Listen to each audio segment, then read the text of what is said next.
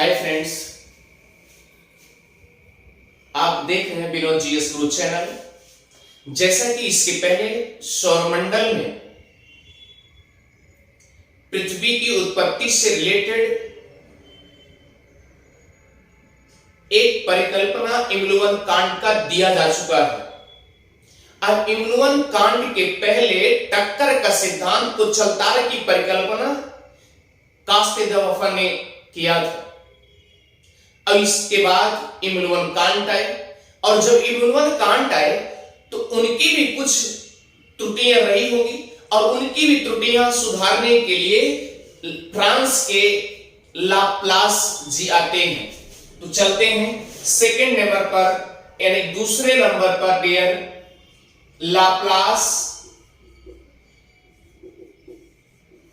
की निहारिका परिकल्पना, nebular hypothesis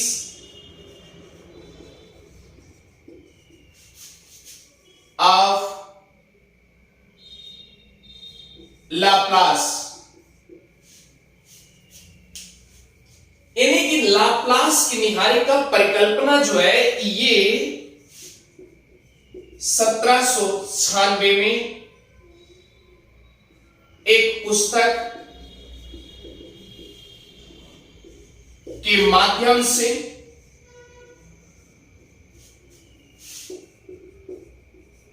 मिलता है।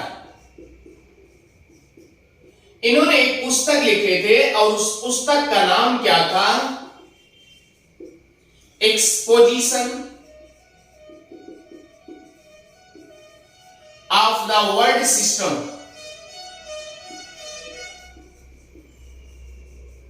वर्ल्ड सिस्टम, इस पुस्तक में इन्होंने exposition of the world system में इन्होंने लाप्लास ने अपना निहारिका की परिकल्पना कर दी है। अब भैया ये सोचिए कि अगर निहारिका के बारे में उन्होंने सोच लिए तो ऐसा है कि इसके पहले निहारिका के बारे में इमलुवन कांट भी सोच चुके थे। तो क्या इसका मतलब यह है कि दोनों का एक ही बात है? नहीं, दोनों का एक ही बात नहीं है। अब दोनों का एक ही बात नहीं है। अब देखते हैं बात क्या है। इमलुवन कांट जो है, इमलुवन कांट जो है आदि पदार्थों को, यानी कि दैव निर्मित जो आदि पदार्थ था उसकी परिकल्पना जब लास्ट में ओरिजिन हो जाती है, पृथ्वी की उत्पत्ति हो जाती है, तो वह क्या करते हैं? निहारिका लास्ट में उनका कन्वर्जन होता है। लेकिन ये क्या करते हैं? निहारिका को पहले से मान चलते हैं लाप्लास जी कि निहारिका पहले रही होगी। यानी कि अब इनका लाप्लास का और इमलुवन कांट का फर्क ये है कि इमलुवन कांट जो है लास्ट में अपनी परिकल्पना को निहारिका के रूप में कन्वर्ट करते हैं, और लाप्लास जो है पहले से ही निहारिका को अस्तित्व में मान लेते हैं। सवाल ये नहीं, सवाल ये है कि निहारिका के बारे में इमलुवन कांट और लाप्लास दोनों के लगभग मैचिंग करते हैं। लेकिन ऐसा नहीं है, कुछ अगर मिलान करता है, सामने रखता है, तो कुछ अशुद्धियां भी रही होंगी। अगर कुछ अशुद्धियां रही हैं तो उसी अशुद्धियों को दूर करने के लिए लाप्लास महोदय अपना भी परिकल्पना देते हैं, निहारिका परिकल्पना। यही है हाइपोथेसिस। चलिए आइए देखते हैं। सबसे पहले मैंने कहा कि 1796 ईस्वी में इस एक पुस्तक में एक्सपोजिशन ऑफ वर्ल्ड सिस्टम, इस पुस्तक में लाप्लास की निहारिका परिकल्पना हमको देखने के मिलते हैं। और दूसरी बात यह है कि इमलुवन कांट से इमलुवन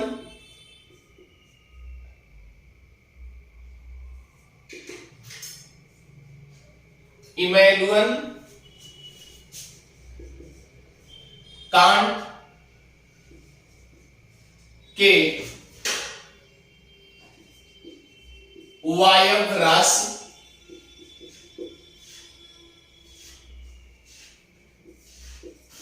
की परिकल्पना से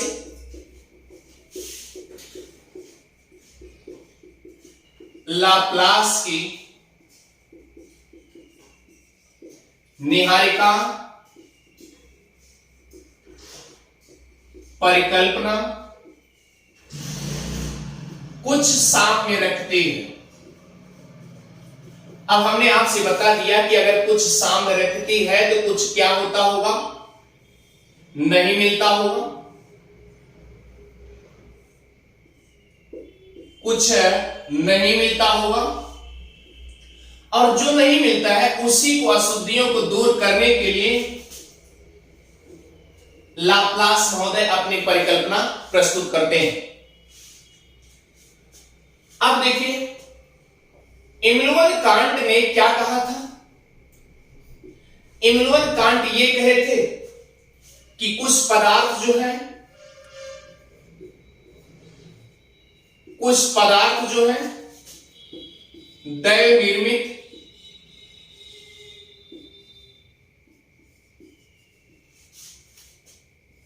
पहले से कण के रूप में बिखरे हुए थे, बिखरे हुए थे। ये किसने कहा था? कांट जी कहे थे। लेकिन याद रखना, जब इमनुअल कांट ये पहले से कहते हैं कि दैव निर्मित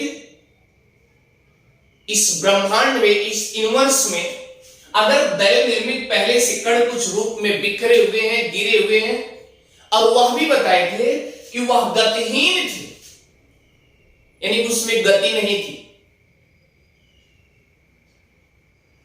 और शीतल थी, ठंडी थी, और ठोस थी, कठोर थी। ये चीज इन्होंने बता दिया। ये किसने बताया? कांट महोदय ने बताया। लेकिन लाप्लास क्या कहते हैं? इनकी अशुद्धियों को दूर करने के लिए लाप्लास महोदय ये कहते हैं कि जो दैव निर्मित है पदार्थ है, जिसे आप मान रहे हैं, पहले तो ये समझिए, इन्होंने कहा, इमनुअल कांट ने ये कहा कि जो पदार्थ पहले से बिखरे हुए हैं और इस गतिहीन है और शीतल है और ठोस कठोर है, तो कहने का मतलब कि फिर अचानक फिर परिकल्पना करते हैं इमनुअल कांट कि यह अचानक जो है पुनः यानी दोबारा वह अपने आप में आकर्षण शक्ति के कारण क्या होता है? टकराव हो जाता है। अब टकराव हो जाता है तो अब यहीं पर लाप्लास महोदय का कमेंट एक प्रकार से समझिए। इन्होंने कहा कि इस प्रकार ऐसे यानी निहारिका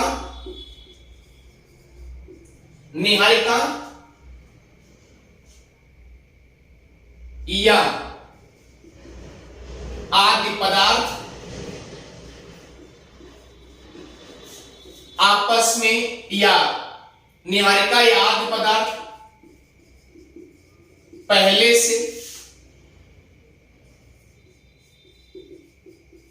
अस्तित्व में रहे होंगे।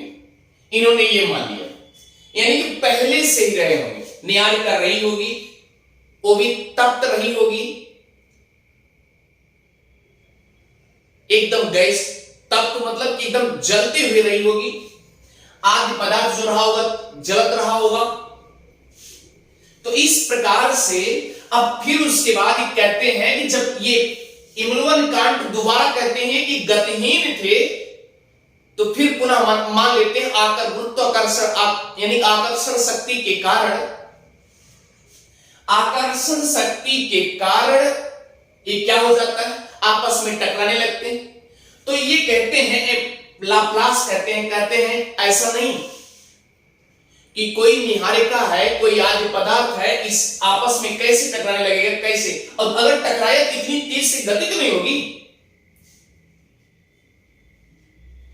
अगर कोई आदि पदार्थ आपस में टकराएगा तो इतना तीव्र गति से होने की कोई संभावना ही नहीं बनती है। ये लाप्लास महोदय कहते हैं। तो इसका मतलब कि जो इनकी कुछ त्रुटियां थी, किसके, इमनुअल कांट की, इमनुअल कांट की जो कुछ त्रुटियां थी उनकी त्रुटियां दूर करने के लिए लाप्लास महोदय अपनी व्याख्यान देते हैं। और देखिए फिर उसके बाद कहते हैं इमनुअल कांट का क्या मेथड था। इमनुअल कांट कहते थे कि जब आपस में टकराने लगे, उसके बाद क्या हुआ, टकराने के साथ साथ उनमें गति खूब तेज से आ गई, और गति खूब तेज से आ गई तो उनका आकार भी बढ़ने लगा। अब बताइए, गति भी बढ़ते रहे, गति भी खूब तेज होती रहे, क्या आकार भी बढ़ता रहेगा? ये तो कोड़ी आवेग के सिद्धांत के विपरीत है।